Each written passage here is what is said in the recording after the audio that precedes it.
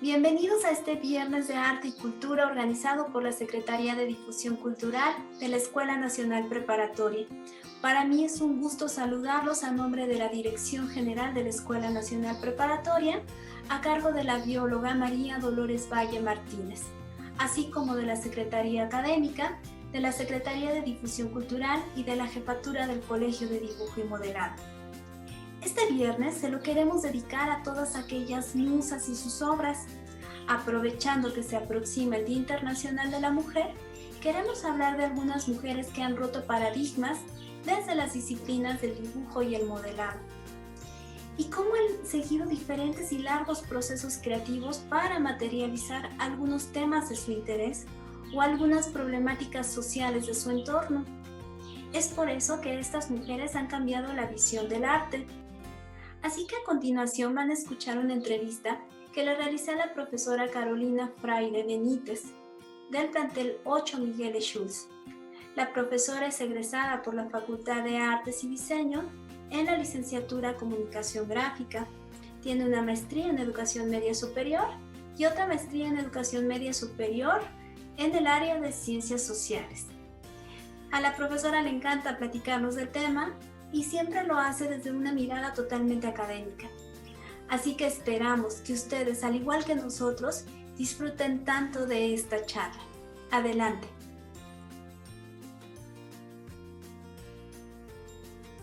Hola, Caro, bienvenida a este espacio. Hola, Moni, muchas gracias por invitarme. Buenos días a todos. No, pues al contrario, muchas gracias a ti por tomarte este tiempecito para venir con nosotros y platicarnos un poco acerca de temas que nos parece que les van a ser de mucho interés a todos los que estamos aquí. Claro que sí, con mucho gusto y esperemos que sí sean de interés. Muy bien. Pues fíjate que hoy vamos a contarles a todos un poco de lo interesante de este proyecto que lo titulamos Las Musas y sus obras. Pero antes me gustaría invitarlos a que nos dejen sus comentarios con el hashtag #MiMusaEs, seguida del P del plantel de donde vienen. Y bueno, un ejemplo podría ser hashtag lo que me inspira es P8 y seguido de su comentario. Bien, pues hoy vamos a hablar del proceso creativo, Caro. Todos hemos tenido alguna vez ideas que creemos que son geniales y que efectivamente lo pueden ser, pero que de pronto se quedan en ideas porque no sabemos cómo aterrizarlas o materializarlas. Y fíjate que, bueno, también queremos aprovechar que estamos a muy poquitos días de la conmemoración del Día Internacional de la Mujer. Y para hacerles un reconocimiento, pues vamos a hablar de algunas obras de diferentes artistas mujeres. Y bueno, el motivo o la idea que se repite todo el tiempo a lo largo de su obra, que nosotros lo conocemos como leitmotiv, y que generalmente es la misma idea, pero que se manifiesta una vez y otra vez de diferente forma. Por eso se nos ocurrió que un buen título para esta charla era el de Las musas y sus obras, porque como sabemos, entonces las musas son solamente femeninas. ¿Es así, Caro? Sí, son solamente mujeres muy bellas, ¿no? Y su trabajo es el de inspirarnos, tanto a todos los artistas a la hora de hacer sus obras, como también a los filósofos y a los políticos, a los reyes, ¿no?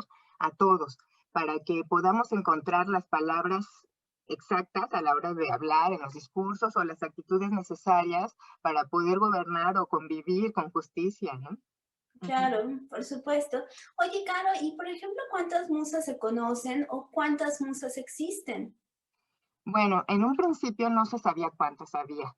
Luego se fueron como consolidando en 9 y fue Hesiodo, un poeta griego, el que les puso nombre y además pues les dio una especialidad para inspirar.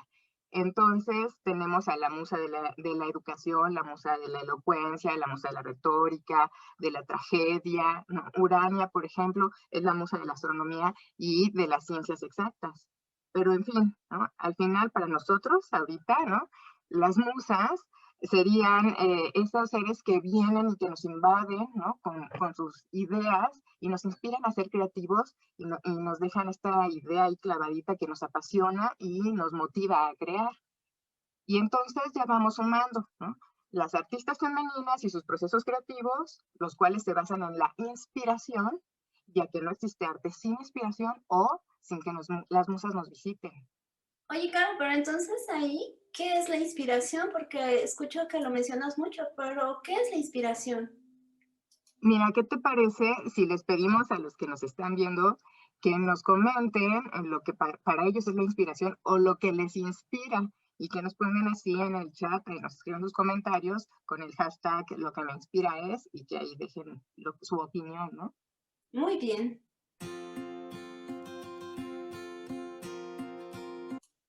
Claro, fíjate que hay mujeres que han servido de musas para muchos artistas, pero también hay mujeres que por su propia producción y su propia forma de hacer las cosas, pues nos sirven de inspiración, ¿no? Es decir, son como un impulso de inspiración. ¿Tú recuerdas alguna de esos casos que se saben durante la historia del arte de mujeres que hayan sido como motivo de inspiración? Y claro, mira, déjame compartirte la pantalla. Yo no es que lo tuviera preparado, ¿verdad? Pero es que, como ya lo habíamos más o menos comentado, ya lo había yo pensado, ¿no? Que quiénes eran. Tú me dices si se ve bien la pantalla, por favor. Sí, sí, lo vemos bien. Si ya se está presentando. Tenemos aquí a Beth Morisot. Ella eh, es una de las artistas consideradas la fundadora del movimiento impresionista. A veces se nos olvida que hay mujeres que pintan que son impresionistas. Su educación estuvo enfocada hacia las artes y la música. Ya desde chiquita mostró este interés y capacidad para pintar, lo que le permitió tomar clases con Guillard, que fue discípulo de Ingres y de Delacroix, y ella estaba deseosa de tener una formación profesional. Oye, Caro, pero entonces, es decir, en ese tiempo ya las mujeres pintaban. Si hablamos de una época en la que no se cuestionaba ni tantito la capacidad de las mujeres para pintar, de hecho era bastante común que las mujeres de esa clase media alta pintasen, solo como pasatiempo, claro está, ¿verdad? Y utilizando siempre los modelos que están en los objetos dentro del ámbito doméstico. Y bueno, por supuesto también no estaban pensando en que iban a ser consideradas genios de la pintura. En este caso, Bert Morisot, por su amor por la pintura, fue lo que en un principio la motivó para romper todos estos moldes y salir de casa para pintar al aire libre, que eso no era bien visto, porque hablamos de una época en la que las mujeres no eran admitidas en la Escuela de Bellas Artes. Sin embargo, Morisot a los 20 años logró que muchas de sus obras ya fueran reconocidas y así conseguir formar parte de este círculo de la corriente de pintores impresionistas. En 1864 fue su primera exposición en el Salón de los Impresionistas y ya no dejó de participar hasta su muerte, exponiendo junto con artistas como Degas, como Renoir, como Monet. Uy, qué interesante, ¿no? Porque entonces ella logró como posicionarse dentro de ese mundo que era tan diferente. Oye, Caro, pero por ejemplo, ella sobre qué pintaba o qué era lo que realmente le inspiraba, qué temas. Mira, ella vivió una temporada con su hermana después de entrar al círculo de impresionistas, la cual su hermana estaba casada y tenía hijos, y entonces en este ambiente familiar ella empezó a pintar a sus sobrinos, a sus familiares, realizando estas obras emblemáticas como, déjame ponértela, La cuna o La mujer y niños sentados en el prado, ¿no?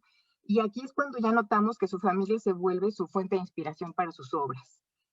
Captan sus lienzos escenas de la felicidad familiar, tanto en el interior como en el exterior de la casa, ¿no? Y las reuniones familiares en el campo. Eso es lo que ella se dedica y ya vemos que eso es lo que le inspira, la familia.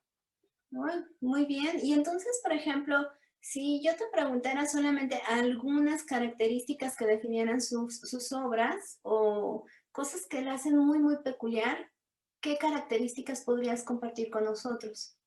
Pues mira, como podemos ver en estas obras, ella tiene así como un estilo muy espontáneo, ¿no? Aquí, y suelto. Tuvo esta predilección por los colores claros. Ella es conocida por su manejo de blanco, que podemos ver aquí en La cuna, que es extraordinario, ¿no? Además de su interés por la expresión psicológica de sus modelos. Como eran su familia, la hermana, la hija, el esposo, entonces sabían lo que estaban sintiendo y quería plasmarlo también en sus cuadros. Muy bien, pero Sí, entonces podemos decir que en ese tiempo, pues sí se le reconoció, ¿no? sí, mira, Morisot es una gran artista moderna que supo combinar el ser madre y ser artista, cosa que no era tan fácil. Y el Museo d'Orsay también le hace un gran reconocimiento. Eh, y lo que, déjame te digo, dice, Morisot en su obra buscó plasmar la intimidad de la vida familiar, el gusto por los retiros campestres y los jardines, la importancia de la moda, el trabajo doméstico femenino, confundiendo en estas obras los límites entre el interior y el exterior, entre lo privado y lo público, lo terminado y lo inconcluso. ¿Cómo ves? Qué impresionante, pero entonces podemos decir que ella, pues, digamos que rompió el molde y como que estableció nuevos paradigmas, pero siempre desde su núcleo familiar. Y Ujú. eso suena increíble, ¿no? Sería como lo ideal de todas las personas, pero me imagino que no todas corrieron con la misma suerte, o no todos los casos fueron así. ¿Esto es cierto?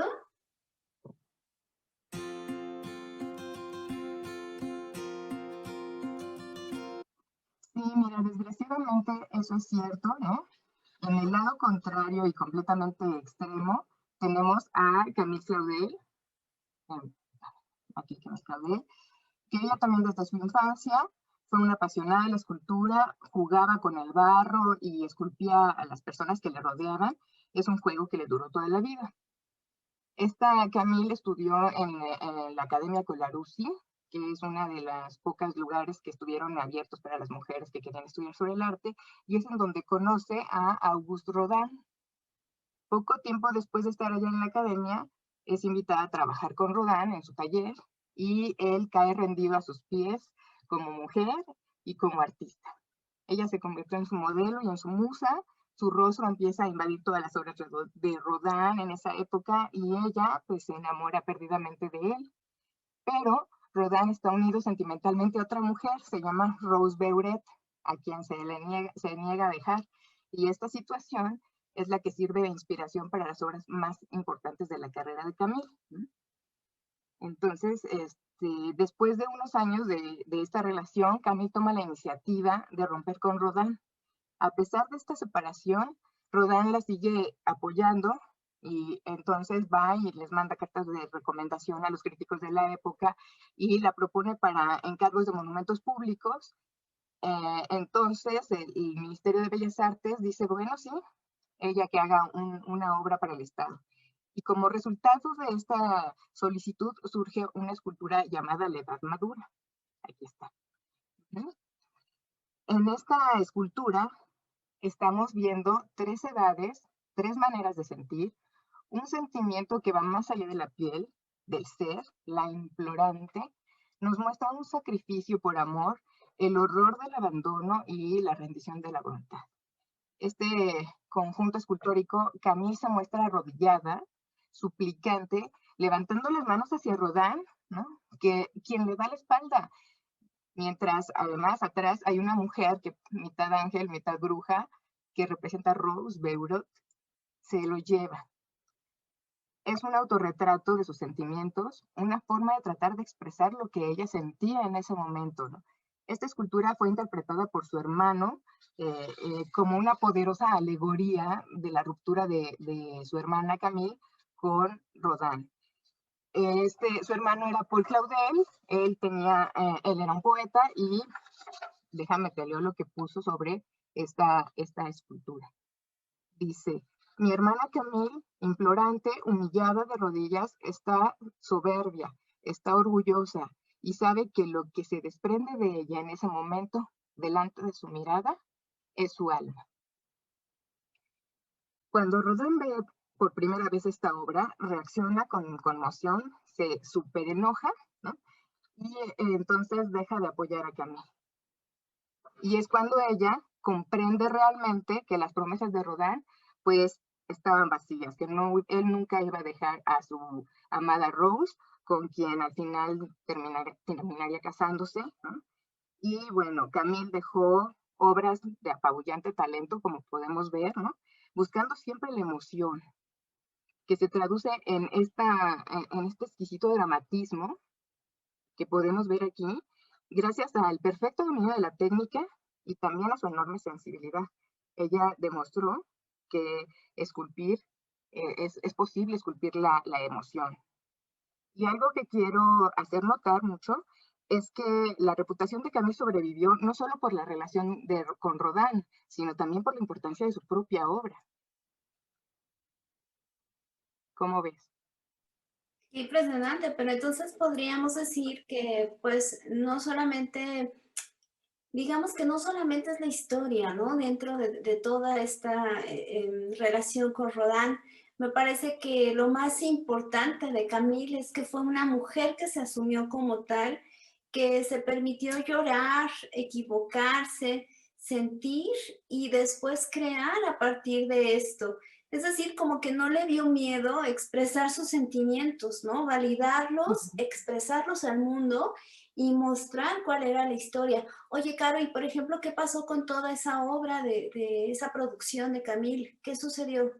Bueno, fíjate que paradójicamente el Museo Rodin es el que tiene todas sus obras y entonces, pues aunque el cuerpo de Rodin descansa al lado de su amada Rose, ¿no? Las obras de Camille están en su museo. ¡Qué barbaridad! ¡Qué Ujú, historia más impresionante!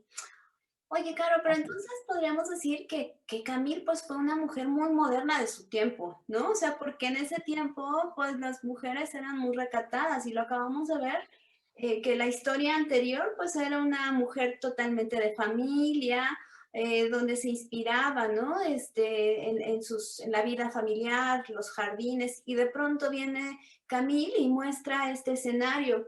Pero yo te quisiera preguntar, si actualmente hay mujeres tan arriesgadas, al igual que Camilo, y que tal vez le dan ese giro al dibujo y al modelado y exponen otro tipo de cosas.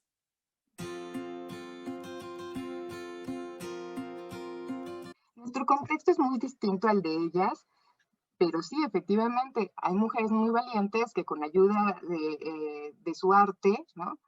Ayudan a la sociedad. Por ejemplo, tenemos a Paula Rego, ujú, es una de las pinturas figurativas más relevantes de la escena internacional, una de las voces plásticas más lúcidas y combativas de esta época, ¿no? A ella lo que le inspira es la lucha social, visibilizar las realidades sociales invisibilizadas. Su producción artística está basada en experiencias personales, en historia del arte y en la literatura. En su obra podemos ver una voluntad que es como muy rebelde y liberadora, con una evidente dimensión de lucha contra la injusticia. Paula hace décadas eligió a la mujer como un tema de su inspiración, pero a la mujer desprotegida y vulnerable. Ella dice, y con razón, que mucho de lo que ocurre a la mujer sucede en el silencio. No se denuncia, es algo de lo que no se habla, ¿no? Y esto pues es verdad, ¿no? Al final de cuentas. Así que su convicción es en la que ella dice que el arte debe de romper el silencio, debe de decir cómo son las cosas y en ese decir, en ese exponer, ese es el primer paso para el cambio, porque el cambio empieza por decir la verdad.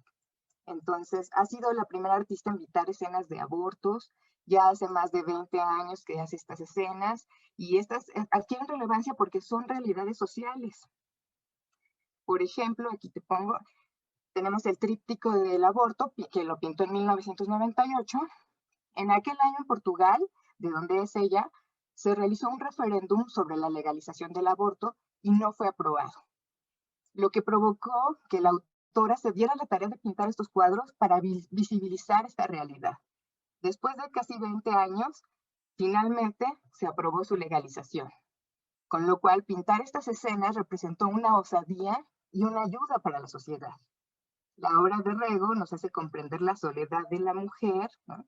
Que por cualquier razón ha tenido que abortar de forma clandestina, pero quisiera llamar la atención sobre la mirada de estas mujeres que, a pesar del dolor que se lee en sus rasgos de su rostro, nos miran directamente, ¿no? Desafiando a los que quisieron prohibirle su derecho a abortar, víctimas de esta ley que no se los permitía, ¿no? y hacerlo bien en condiciones morales y sanitarias correctas. Y podemos saber ver en esta mirada de las mujeres cómo ellas toman las riendas de su destino, cómo ellas deciden hacer las cosas, ¿no? Tuvieron que hacer una elección demasiado dura, eso sí, ¿no? Pero libre desde el punto de vista existencial, ya que ningún político, ningún sacerdote, pues pudo imponerles sus formas de pensar. No hay una amargura en esta mirada, ¿no? Tampoco hay acusaciones ni perdones en la forma en que nos miran, sino más bien hay como un triunfo. Esta Paula Rego encontró la forma de narrar estas injusticias y ponerlas sobre el lienzo, y no de una forma victimizante, todo lo contrario, les pintó una mirada de fuego y ayudó a visibilizar un problema latente, ayudando a que se aprobara la legalización del aborto en Portugal. ¿Cómo ves? Claro, pero entonces es impresionante porque vemos que todas ellas crearon, pero a partir de todo un proceso, ¿no? Es decir, no es que un día hayan tenido una idea y se despertaran y en ese momento empezaran a hacer este tipo de obras maestras, sino me parece que entonces, pues ellas siguieron todo un proceso, ¿es así, Caro? Sí, claro, no es que de pronto se les ocurriera una idea y ya, ¿no? Ellas también pasaron por un proceso creativo que las ha llevado a comunicar sus ideas de la forma magistral que podemos ver, ¿no? Entonces, la inspiración, como decíamos en un principio, es una explosión de creatividad que no está muy claro de dónde viene, por eso los griegos decían que era de las musas, ¿no? Pero todas estas ideas, como comentabas en un principio, ¿cómo se cristalizan? Bueno, pues es un proceso creativo, a lo cual lo primero que tiene como que ciertas fases, ¿no? Lo, lo primero que tenemos que hacer a través de este proceso creativo es pensar, ¿no? Y esto va a ayudar a que logremos que nuestra idea sea la realista, porque a veces tenemos una idea que está como muy abierta. Entonces, lo primero que debemos hacer es apuntar todo lo que se nos está ocurriendo en ese momento de la idea, todo, hasta la más mínima cosa para que no se nos olvide, porque después puede ser algo importante. Pero esto Luego, puede pasar en cualquier momento, Caro, perdona interrupción. sí, claro, en cualquier momento. No sé si te ha pasado, hay veces tenemos algún problema y estamos como bloqueados. Y entonces por estar pensando y pensando y pensando y ya como que ya no vamos allá. Y luego te vas a dormir o a jugar o lo que sea y ahí surge la idea. A mí me pasa por lo general cuando me estoy bañando. Me estoy bañando y ahí es cuando empieza a relajarse mi mente y entonces me empiezan a surgir las ideas y entonces es un problema porque tengo que salir a apuntar y me estoy secando y estoy pensando o apuntando que no se me debe olvidar algo, ¿no? Y también me pasa cuando estoy a punto de dormirme a veces, ¿no? A veces ya te estás a punto de dormir y dices, ah, claro, es esto. Y ahí te levantas, aunque estés muerto de sueño, a apuntar o a solucionar, a hacer bien tu idea.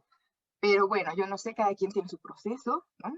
Tenemos a Aristóteles que cuando se estaba bañando, también, ¿no? A él descubrió esta idea y por eso gritó Eureka, ¿no? Este efecto Eureka. Pero bueno, ese es el primer paso. Ya tengo mi idea. Ahora ya escribí todo lo de ella. Entonces ahora tengo que ponerme a investigar todo lo que es esa idea, porque debo de tener toda la información en internet, tengo que preguntarle a las personas, tengo que ver las enciclopedias, leer periódicos, todo, para que después con este caudal de información que ya voy a tener, ya va a ir cambiando mi forma de ver esa primera idea y ya la voy a ir decantando hasta lo que es lo mejor, ¿no? Ya llegando a eso, ahora me voy a una etapa que es muy divertida, que es la de experimentar. Tenemos que pensar qué voy a hacer, cómo lo voy a plasmar, cómo voy a hacer esta idea, ¿no? Así que tenemos que empezar a dibujar, también investigando ahí cómo hace alguien para expresar algo que yo quiero expresar, como esta Camille seguramente a la hora de expresar sus sentimientos, también se puso a investigar cómo sería la posición ideal para que se viera esa, ese sentimiento que ella quería expresar. Entonces tenemos que ir viendo y algo importante de esto es, primero estamos experimentando, entonces no hay que tener miedo, por favor, ¿no? Pero qué difícil, ¿no, Caro? Porque justo quitarse el miedo me parece que es de las cosas más complicadas, ¿eh? O sea, es decir, a veces estamos como muy emocionados y todo, y de repente cuando nos enfrentamos a una hoja en blanco, Es cuando ahí se invade el miedo. Sí, y además también nos quedamos como muy cuadrados y no experimentamos realmente. Tenemos que abrir nuestra mente, porque muchos de los alumnos y uno mismo, a mí me ha pasado, que piensan que empiezan a dibujar, como dices, se enfrentan a la hoja y les da ese terror de decir: "Es que lo voy a hacer mal". Pues claro que lo vas a hacer mal, hay que experimentar, hay que hacerlo muchas veces. Si te sale bien a la primera, perfecto, pero seguramente no va a ser así, vas a tener que ensayarlo mucho. Y en este momento de ensayar también eso es lo que es importante. Si yo solo uso el lápiz y el claroscuro, bueno, pues entonces una cosa diferente es hacerlo a color o un collage o una acuarela, un óleo, dependiendo de lo que sea, ¿no? Entonces, si no me arriesgo a hacer cosas distintas, entonces mi creatividad se va a quedar como en un nivel muy bajito. Si yo me arriesgo a hacer cosas distintas, entonces como que se abre mi mente y a lo mejor tomo un poquito de aquí y un poquito de acá y eso es lo que me va a funcionar y entonces ya voy a hacer algo único e irrepetible, Oye, ¿no? Carlos, pero entonces se necesitan materiales especializados para esta parte de experimentación. No, claro que no, lo que tengas en casa, el café, ¿no? Y bueno, si no se enojan en tu casa, eso, ¿no? Si hay tierrita a un lado, lo que sea, el resistol de la primaria, los colores que luego también tenemos desde la primaria, todo lo que tengas ahí, ¿no? Eso no es relevante. Si tienes la posibilidad y se te antoja más también ver alguna otra cosa, bueno, pues es válido también, ¿no? Ujú, por supuesto. ¿Y después qué sigue de eso, de la fase de experimentación? Bueno, ya que tenemos esa fase de experimentación y que ya planeamos bien qué es nuestra idea, es entonces cuando ya viene esta etapa más satisfactoria de la realización. Y es satisfactoria porque ya estamos viendo cristalizada nuestra idea, ya empezamos a verla ahí bien, ¿no? Pero aquí no se acaba, porque después de esta etapa tan bonita, viene una que es muy dura, la cual es la de la corrección, ¿no? Vamos a hacer la revisión y la corrección. Hay muchos que se pasan esta etapa y por eso queda como inconcluso nuestro proceso. Ahí hay que decirle a nuestra mente loca que debemos de pasar por el proceso de la revisión. ¿Y qué es esto? Bueno, pues no es más que mostrarle a gente objetiva, no hay que ir con, yo digo siempre eso de mi mamá, porque como mi mamá me adora, pues me va a decir que todo está perfecto. No, tengo que ir con el primo, con el tío, con el vecino, con gente que realmente sea objetiva y que va a señalarme los detalles de mi trabajo, lo que no lo hacen perfecto. Ya teniendo esta retroalimentación, entonces viene esta corrección, que también puede ser otra vez esta etapa de hacer, de volver a hacer mi idea, y ahí pues puedo cambiar todo, puedo tratar de quitar todos esos defectitos que no hacen perfecta mi obra o que no la hacen entendible, y ya que pasé esa etapa, entonces ahora sí, ya la puedo mostrar al mundo, ¿no? Y la puedo mostrar desde en exposiciones o en Facebook, en Internet, todas estas posibilidades que hay para ya compartirla con todos. Claro, entonces ahorita, por ejemplo, esta obra que estamos viendo de Paula Rego, Ujú. entonces ella hizo todo ese proceso antes de que saliera esta obra a la luz, por así decirlo, ¿no? Sí, claro. Ujú. Y Entonces, experimentó porque, por ejemplo, en este caso es pastel. mm, Y como que estamos acostumbrados a que fuera óleo o algún otro tipo de técnica. Y a la hora de experimentar, ella decidió que esta era la mejor técnica o la técnica que mejor le funcionaba, ¿no? Y claro. entonces eso es lo que la volvió única e irrepetible estas obras. Pero fíjate, claro que yo creo que algo que es básico en las 3 o que logramos notar en las 3 es que fueron mujeres que confiaron en ellas, ¿no? En Ujú. ellas y en su potencial, es decir, no dudaron en ningún momento de lo que eran capaces de hacer, que no solamente eso, sino que validaron ellas también sus sentimientos y que, por ejemplo, también sus ideas, ¿no? Y me parece que eso es básico porque muchas veces tenemos un sentimiento, no sabemos cómo interpretarlo y yo creo que el primer paso también es validarlo nosotras mismas. Y me parece que a partir de eso ellas apostaron todo por lograr pues sus objetivos, por lograr materializar eso. Y creo que eso Ujú. es algo que deberíamos de hacer todos, indistintamente si somos hombres o mujeres. Me parece que deberíamos de enamorarnos de nuestros propios procesos creativos y de nuestros propios proyectos para que pues esto te motive a generar todo, o sea, porque vemos que es un proceso largo, lo que es el Sí. proceso creativo es un proceso largo, pero que tú continúes y que sigas hasta el final para que realmente cuando salga esto a la luz, pues sea algo que sea una aportación, ¿no? Una aportación gráfica o una aportación hacia el arte. Sí, claro, tiene que ser una idea que nos apasione, porque si no, no terminamos el proceso, porque es mucho trabajar en ello.